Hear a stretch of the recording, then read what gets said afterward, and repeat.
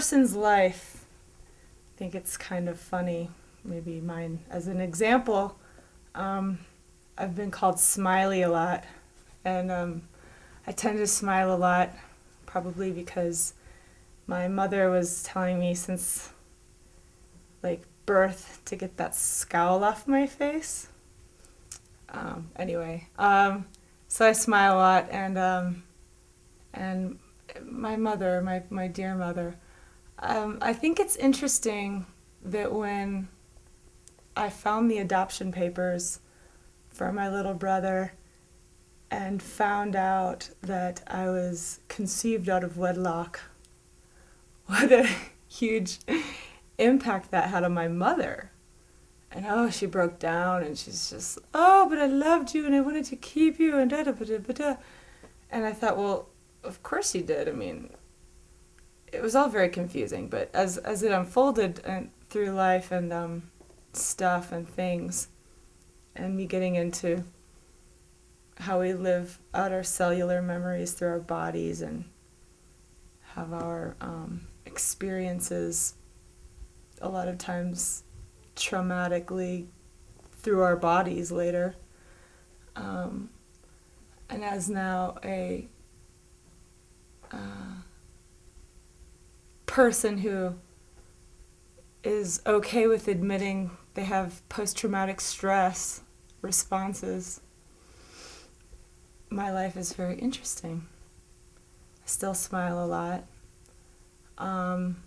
And my mom, I think, resents me less and less the more I look like I might be a success.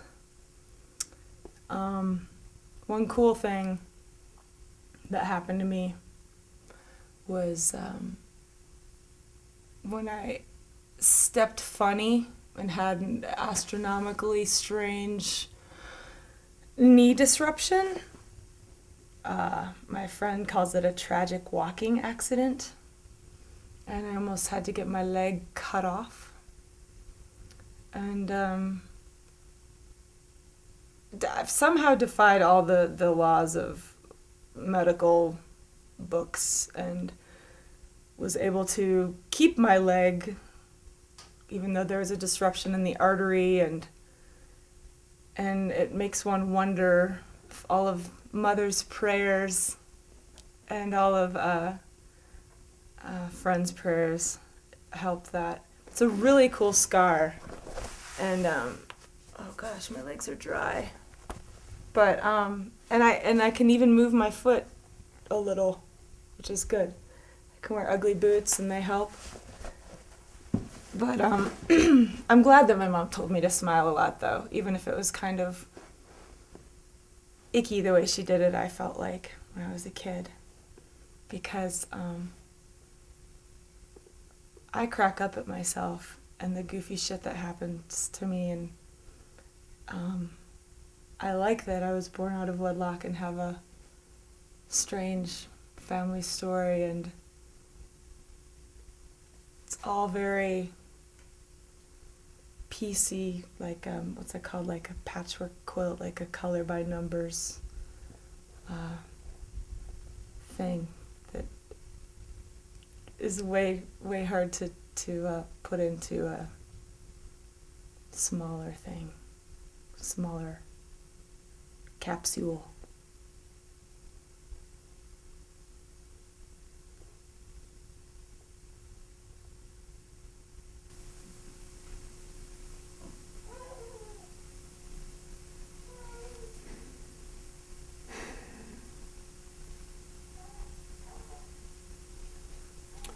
I've been thinking about women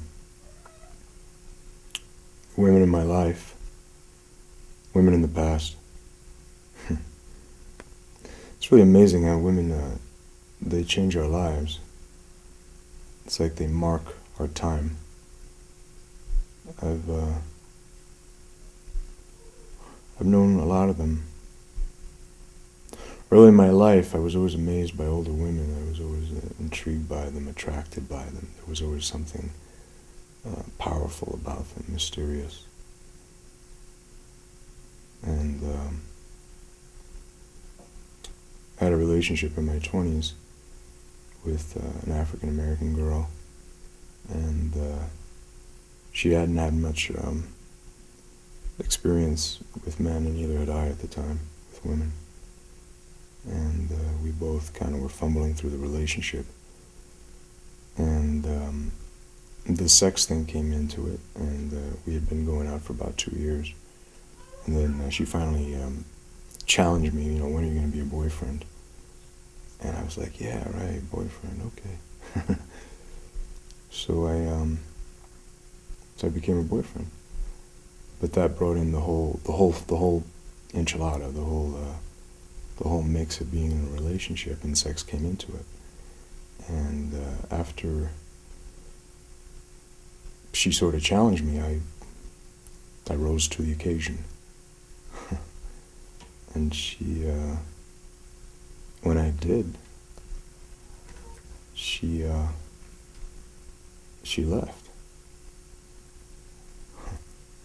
I always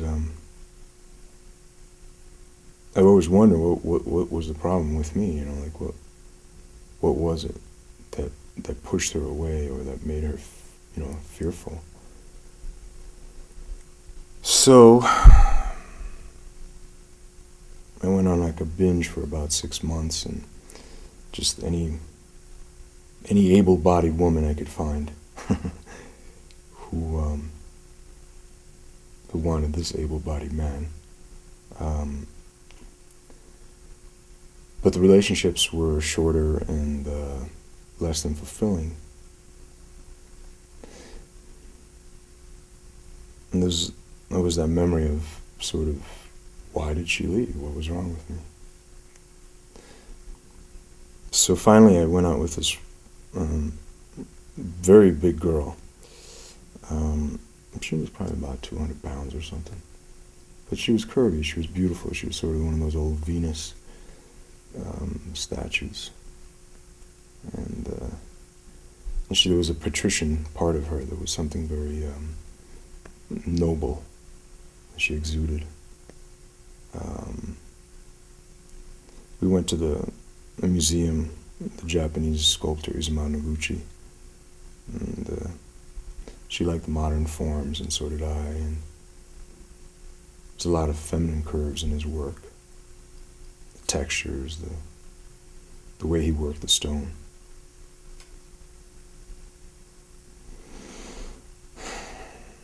So one night after we had made love, we were in bed, and we were just holding each other. And I had this feeling, which is the same feeling I've had ever since I was a boy, just with women in general. And she started telling me about her father, and about how he had fought in Vietnam, and he came back, and he wasn't the same man. And when she was 12, he committed suicide.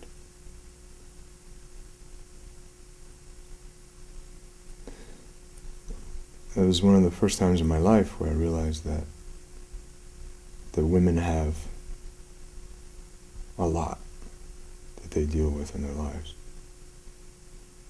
And maybe the power that I was sensing as a boy was all the things that they hold inside their heart, and that she had let me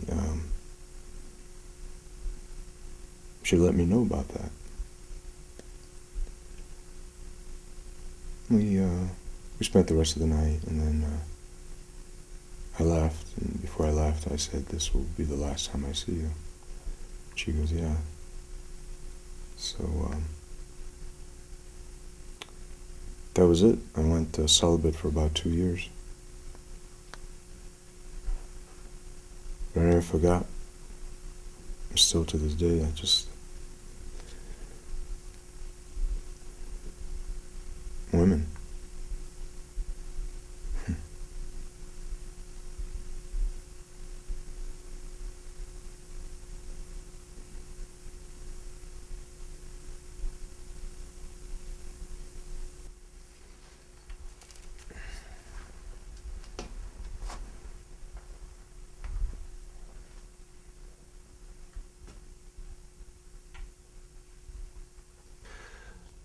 it's all the moments in my life that I remember the most. I think that I remember the Gandhi saying, quoting saying that anytime he felt imbalanced in his life or felt that there was some kind of disturbance, he would go back to the Bhagavad Gita, the holy book, and read some passage. And I was just thinking about that because I don't know anything. I mean, I really don't know any passage in any book that ever made me feel whole again. But I remember one moment in my life that I can go back on, and it kind of it just sticks out the most because it was with my grandmother. And I was about 4 years old, and this was before I learned that I was going to be a musician or fell into music some way. And she packed up a lunch and a picnic basket and blanket. And I said, where are we going, Gramps? Well, we're going out to, have a picnic. And we proceeded to walk for a couple miles down the road. And we passed a cemetery. And we entered the cemetery. And we walked through all, these tombstones, this eminence of death, and we got to the center of the cemetery, and there was this pond, in the middle of spring, and there's, lily pads and stuff, and she took the blanket out and threw it down, and we had a picnic in the cemetery, and I was blown away by that. That is my idea of life and death, my idea. If at any time I forget about it, I go back to that and remember that moment. It's so vivid to me. It's so lucid that, it will never go away. And that's one of the reasons, really, why I got into music too, was to duplicate that moment, those little pieces that you get, trying to capture it, and it's almost unreal, but it kind of makes you feel whole inside when you think about those things. I don't have my Bhagavad Gita, but I do have that. It started in '76, probably January or February. I was just a few months old, and Elvis was on American Bandstand. When they cut to commercial, started crying. I couldn't stop crying until my dad came over and started singing me Elvis songs. Calmed me down right away. I had not known this for years. I had gone through a lot of turmoil in my young adult life, and I dealt with it. And I didn't want to deal with it. I just wanted to fall away every day. But I wrote, I sang, and I laughed, and I cried, and I tried to make it through. And I did that a lot of times by sitting in my room, dancing around, taping music that came on the radio. I loved it. Loved being by myself and in that space and creating, tacking stuff up on the wall, and talking to my posters. That was always fun. So I bumped into my radio one afternoon. I was probably about 16 years old. And it switched to another radio station when I was recording, and it pissed me off. I got so upset. And I put the tape away, hadn't listened to it for probably 2 or 3 years. I was 16 years old. I had found it. And I put it in the tape when I was cleaning up my room, and I was in that place again where I just felt so alone. And there was nothing but just like this rib cage with just all this emptiness. No one was feeding me as much as I felt I was feeding. And I had that tape in and then went through that song, and just when I thought, I can't do this anymore, Elvis popped in saying, "It's now or never," and then went right back into the song. And having not had my dad around, him dying at the age of 11, it's always been Elvis that has made me realize that you can go on. You can put on your fancy shoes and walk out the door and have a good life and choose to have a good day. And I believe that my dad has somehow had a way of bringing Elvis back into my life. I'm thankful. Thankful for Elvis and the strange relationship he's given my father and I, though he's not been around.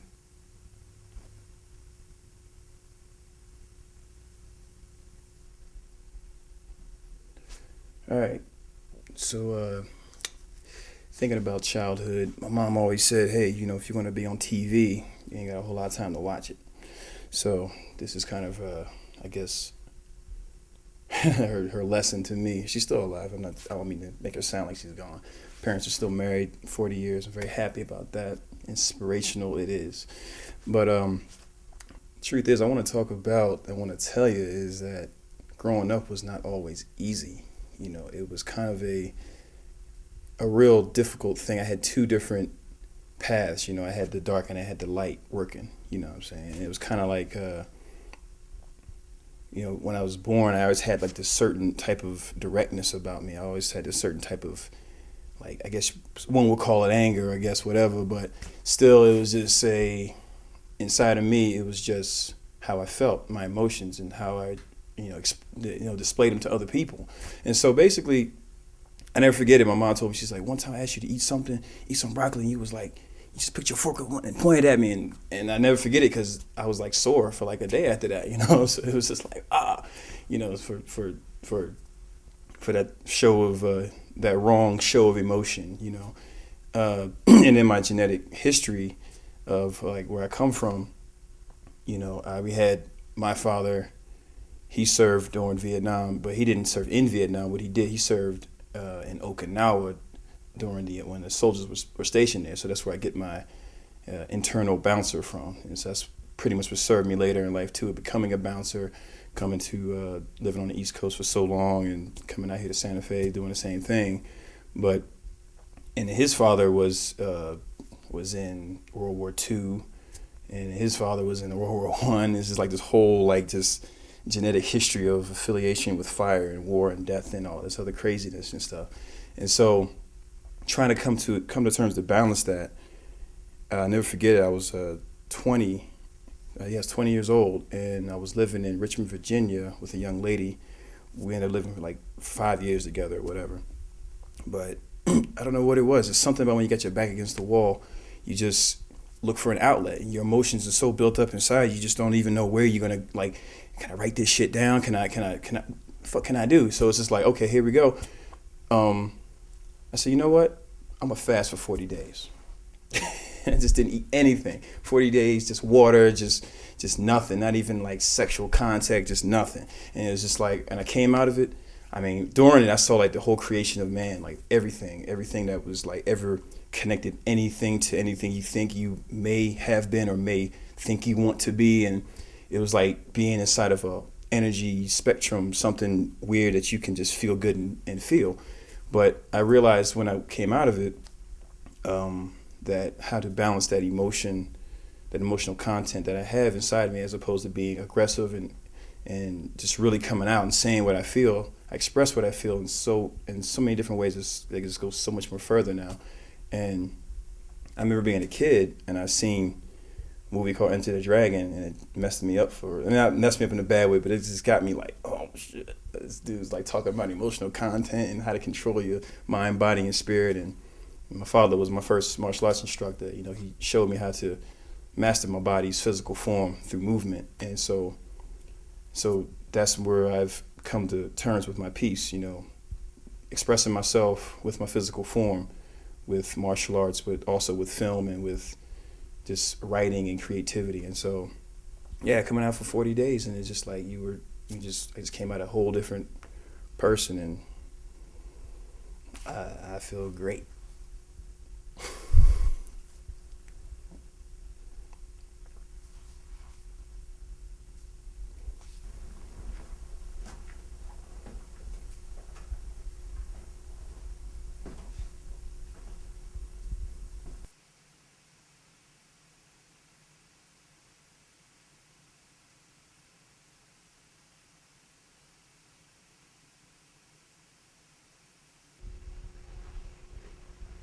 Last year, I became pregnant with Elliot.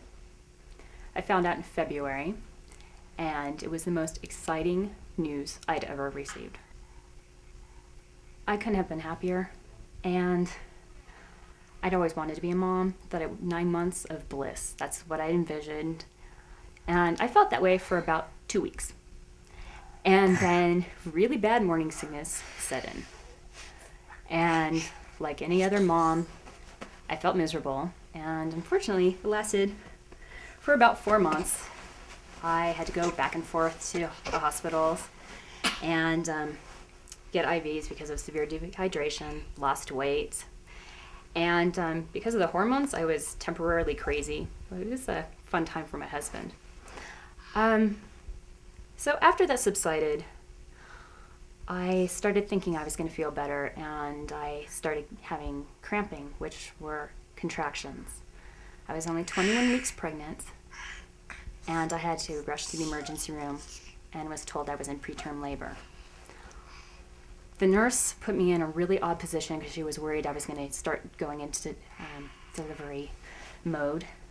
And she gave me the news that I was going to deliver, it was preterm contraction for sure, and I was going to lose Elliot. And she told me that I'd have to figure out my options of what to do once I had him because he wasn't viable, and had to figure out if I wanted to resuscitate him before he would pass. Those were the single worst moments of my life. My husband and I just began to sob. But fortunately, she was wrong. The contractions continued, and they continued, and continued from 21 weeks of gestation through the time that I delivered Elliot.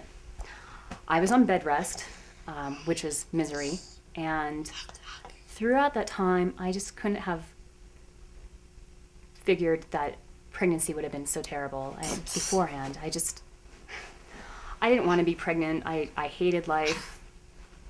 I had to go to the doctors every week. And the nurses would ask me, well, are you going to get pregnant again? Absolutely not. First and last, never again. Well, finally, on October 18th, I went into the hospital to be induced. And the following day, started Pitocin. And it was just my husband and I for 8 hours, and we really connected at the delivery. And at 10:45, my baby was born. The nurses placed him on my chest. It was the most amazing experience of my life and my husband's. There are no words to describe it.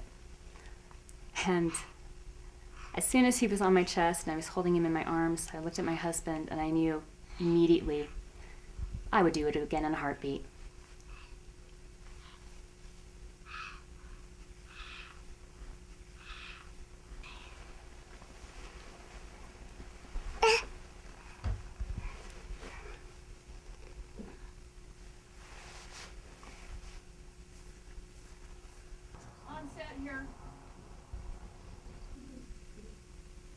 Well, my dad, he used to have kidney failure, and he would go to dialysis once, twice, maybe even 3 times a week, down at the hospital to get his blood cleaned out.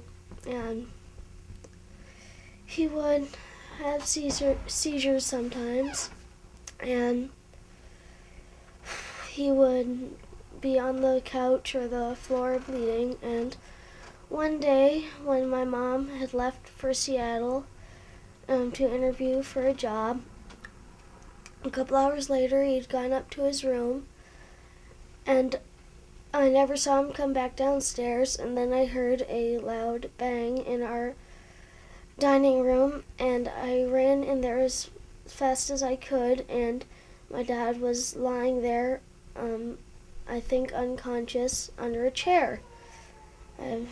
And I picked up the chair and I dragged him into the middle of the room and flipped him over, and his head was cracked open and he was bleeding heavily. And so I started sobbing right there, and I didn't know what to do except call 911, so that's what I did. And the ambulance came and took him away, and I went and stayed over at my friend's house, and that memory still kind of haunts me today. So.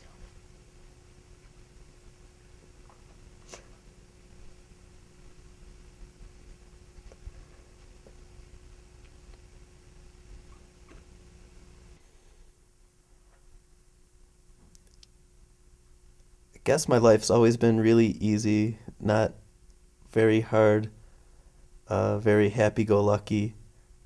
You know, a little bit of tragedy here and there, but nothing really to, life-shattering. And the one thing that I complain about is how people who are very warm and well-fed always find the most interesting things to complain about since they have no real problems. And I guess as of late, the last couple of weeks or months, my friend Marissa's been telling me my biggest complaint and my biggest problem all comes from the fact that, according to her, I fall in love way too quickly. And that's kind of what I've been thinking about, because she doesn't really see it the way I see it. She just sees me falling in love way too quickly, and she doesn't understand some of the context, because I guess when it happens normally, when two people, meet and go through the motions and slowly but surely build relationships and whatnot, it's almost very uneventful. And having been through longer relationships, they've never changed my life, and they've never given me any stories whatsoever to tell with any excitement. But all the little times, the little happenings where I fell in love real quick and it ended real quick, those are all the stories, and I have enough of them to last me for a very long time. I could tell all of them, and they're all for kind of fun, kind of ridiculous reasons. And it's like those little things that will set me off. Like, I could tell you, oh, this girl, I fell in love with her. She helped me find a can of gasoline to light a couch on fire. And this girl, she thought it was a great idea to run barefoot in the woods at 3 a.m. And just lots of different stories like that. And to my friends, they all blur together, and I tell them all. But they all, every time it happens, I have what I call the 17-hour club. And what most, I guess, mainstream American males would view as a one-night stand and really fun and really cool, I kind of view as a curse. I have the 17-hour club where I'll meet a girl and we'll spend 17 hours together, and it'll be really amazing. It'll be a real connection, but then I'll never really see them again or never make that connection again. And I guess that's what I complain about most, is that I can never make any of those last. Any of the long-term relationships are the regular boring kind. I don't get into a long-term relationship with girls I set couches on fire with or run away from bats in the woods from and stuff like that. But lately, getting out of a really long relationship and adding a few new members to the 17-hour club, I kind of look at just those little stories and how much more effect they've had on my life. And I guess since each one of them changed me differently, they're a bit more of a blessing than, I like to complain about. And I am well fed and I am warm. And, but I still wonder if any of those will ever develop into something long term, because that's actually what I want and that's what I'm looking for. And the opposite always seems to happen.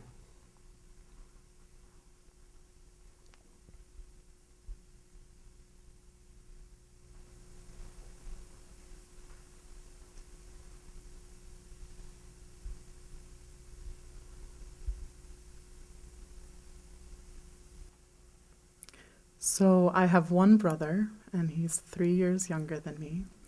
And when we were both teenagers, I was a pretty big bitch to him. I was pretty rude, and always in the halls in our high school, he would try and hug me from the other side of the hallway, and I'd push him off like I didn't even know him. It was pretty cruel.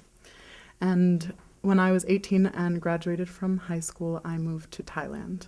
And only from living there for about 6 months, then we actually grew closer because of me being on the other side of the world. And during that time, I was an HIV/AIDS volunteer at a small public hospital. So the reason I was doing HIV/AIDS work there is because for many years before that, I was very, very interested in working with people with AIDS. And when I was 15, 16, 17, I really didn't have the opportunity didn't come to me, let's say. So going to Thailand brought that opportunity to me because they really do have a high rate of AIDS in the country for a variety of reasons. And when I left, I knew that I wanted to go back to do that kind of work again.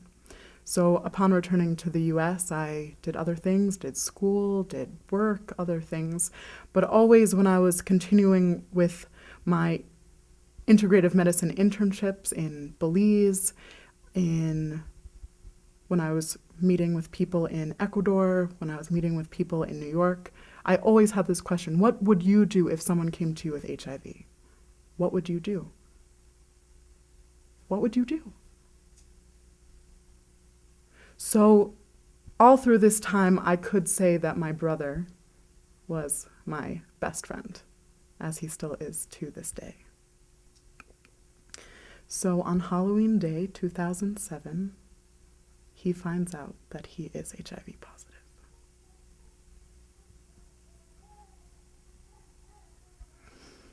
This is ironic because my life's passion is to find ways that people are with HIV, have HIV, that they can rid it of their body, just like it's possible with cancer, it's possible with many, many other diseases that we have on this planet. And yet Western medicine does not recognize that HIV is one of those. And I believe that it is possible. So maybe the person that I love the most in the entire universe is HIV positive, and he is 21 years old, and maybe one of the most beautiful people that you would meet.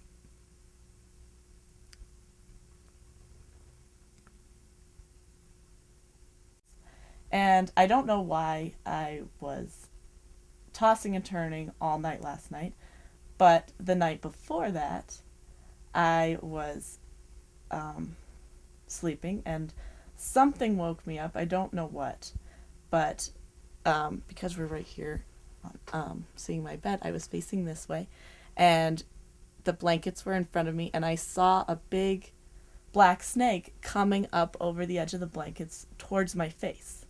And I was awake enough to actually throw the blankets onto the snake.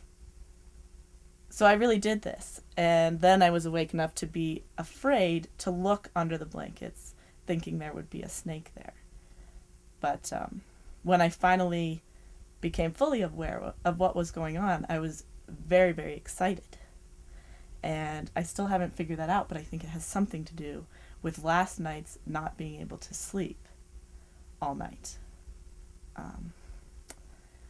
And I think snakes are, if you look at different cultures all over the world, snakes are good, are really good symbols. They mean something good, but it's only a modern sort of conception that they're frightening or bring bad news. So I think there's a fear of something good.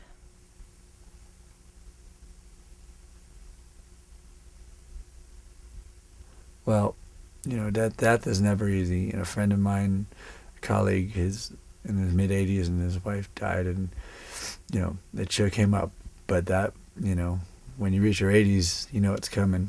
When you're in your early 20s, your father turns 55 and dies. The world falls apart, shatters like Krypton, Krypton. But it just, it shatters. And that's actually, it was totally an accident that I thought of Krypton, but that's a good reference for the father-son with, especially in the newest Superman with Brando's the father to the son. When my father suddenly died, you know, nobody knew.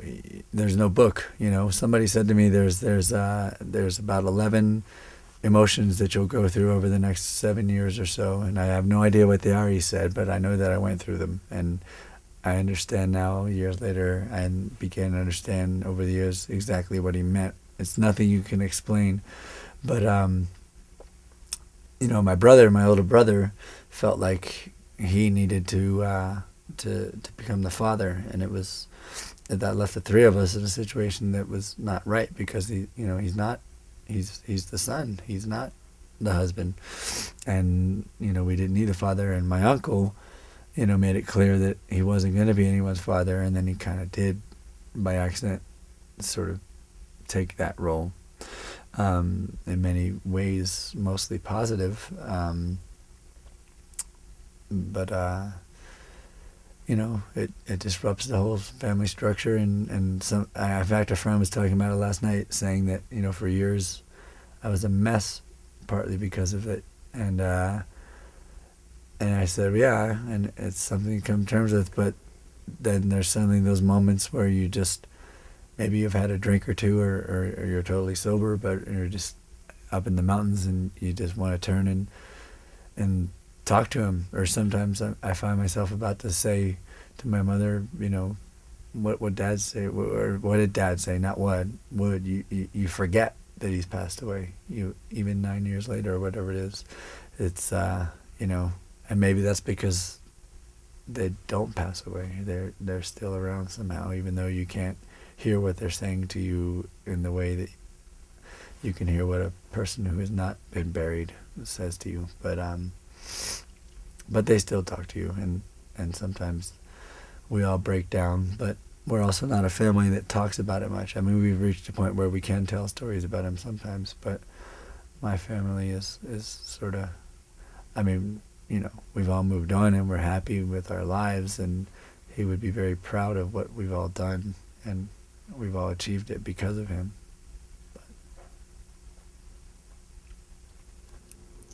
When I was growing up, my whole family, my mom and dad, my aunts and uncles, all my cousins, they all called me Sam. And when I was old enough to ask the question, I said, well, why does everybody call me Sam when my name is Cindy? And the story went that when my sister was born, after my sister was born, my mother lost 3 children. And 2 were twins, and 1 was a little boy. And then I came along, and my dad was really hoping for a boy, and they were going to name him Sam. And so they always called me Sam. And I think that it really affected me in my life. I was really a tomboy when I was growing up. And it caused some conflict for me when I became a young woman. And I really was quite sad. I wasn't quite sure how to be a woman. And I had some years of being depressed and really searching, trying to understand who I was. I think I've gone through many identity crises. But then when I was in my, I think late 20s, I met a man who taught me what it felt like to be a woman. And I fell head over heels in love with him.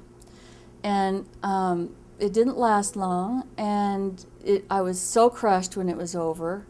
And I had the very good fortune that he and I had a mutual friend who had a young horse, and her name's Abby. I still have her now, 24 years later. But I asked him if I could buy her from him, because I went and met her and I just fell in love with her. She was what you call a green broke horse. She was an Egyptian Arabian, and was green broke, which meant that she was trained to have a saddle on her back, and someone had ridden her before, but not very much. So I took on the task of taking care of this horse, and it was through being with her that I learned that I could be a mother, because I had been really worried that I would be a bad mother because I had gotten so depressed. And she brought me out of it. And the way that happens is a Greenbroke horse, if you don't know where you're going, if you don't look where you want to go on the back of that horse, the horse will go wherever they want to go. So you have to have a really precise intention about where you're going with your life. And finding her and living with her and taking care of her taught me how to guide my life in ways that I hadn't known how to do before. And it was because of her that I felt capable of having a child and having a family. And not too long after that, I did have the very good fortune to have my son. And it's been really wonderful because I realized, I think he'll tell you that my attention is never off of him, and that I've been, all the fears that I had about not being a good mother because I couldn't even direct my own life just fell away when he was born, and it just became really natural to be a protective and caring mother. And that's been one of the biggest, most profound changes, that series of events that have really brought me to where I am today, where I'm kind of at this place where my son is now older. He's ready to take control of his own life. And it's now time for me to kind of begin expressing my own life through myself instead of through him or through my horse. And that's what I'm starting to do, and it feels like I'm coming out of some kind of closet.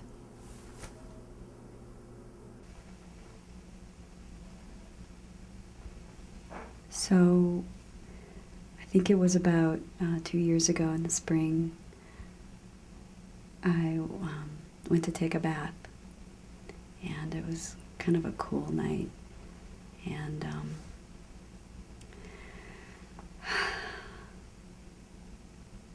I got into the bath, and I had left the door a little bit ajar, and I just started completely relaxing into the warm water, and I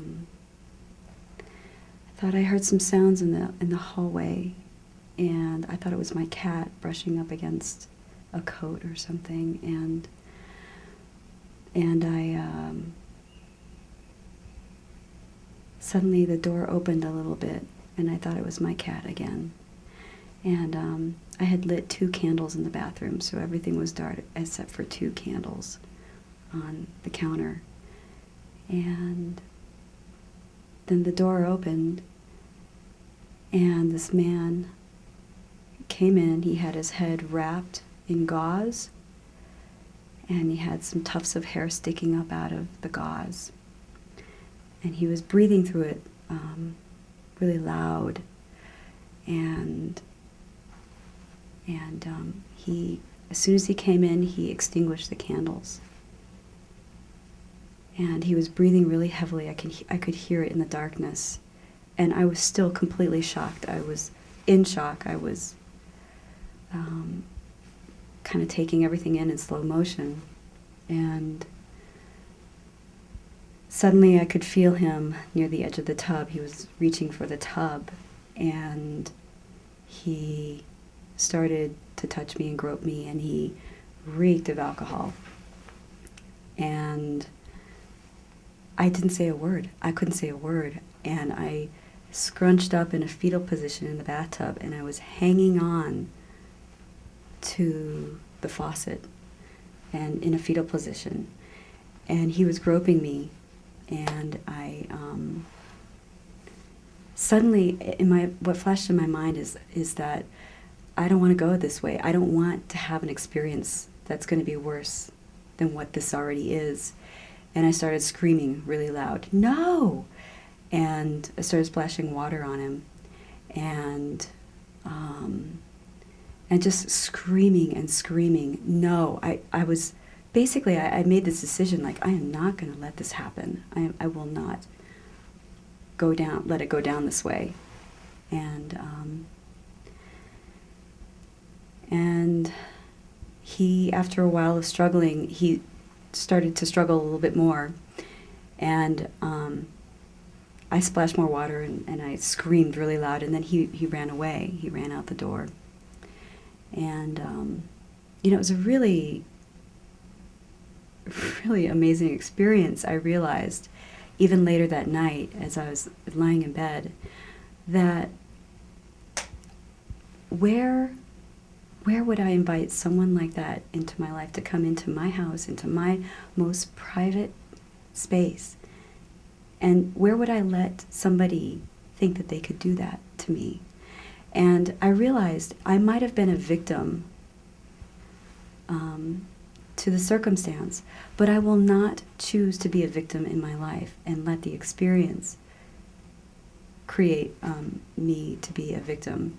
So I realized, I went back in my head and I realized all the ways that I really didn't show up as a woman, as a person, in my relationships, in my life, how I wasn't making eye contact with men, how I had basically taken a back seat in my life up until that very point.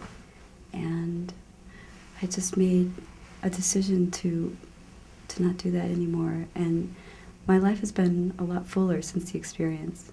So, yeah.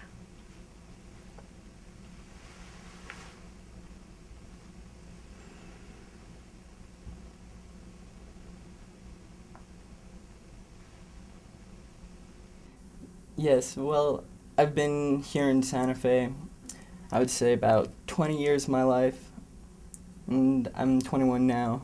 I would say the years that I have not been here were really due to, like, travel, me being in movement, like, and then I would come back and return. and one thing that would come up continuously, like, as just one of these visions that I think of where I've come from and where I've been and how I was getting there, and feeling a part of it, my vision would be is going up this mountain, like during fall, but right in the midst of fall, in the middle of it, right when it's starting to, like, the leaves are changing colors and the leaves are starting to fall. Well, in this place that I'm from, like, we have this wind which blows very soothingly, and I feel that this wind helps me feel connected to the earth from where I've come from here, where I've spent my 20 years of my life.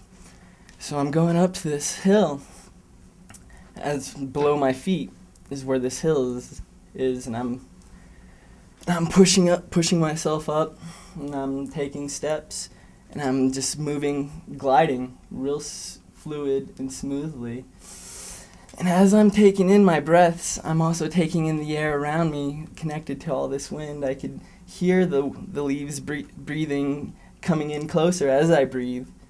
And I'm continuing to move up this hill.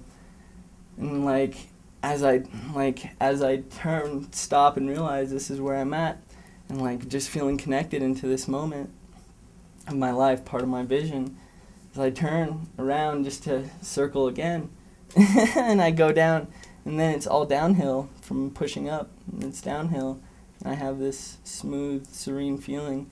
I have these visions of some leaves blowing out in the distance, making the sound like wind chimes, but of a woody nature, and creating these patterns in the wind, which will inevitably come back to the earth from where we've come from, where we've been, where I've been. And this is one place where I've been able to find a peace.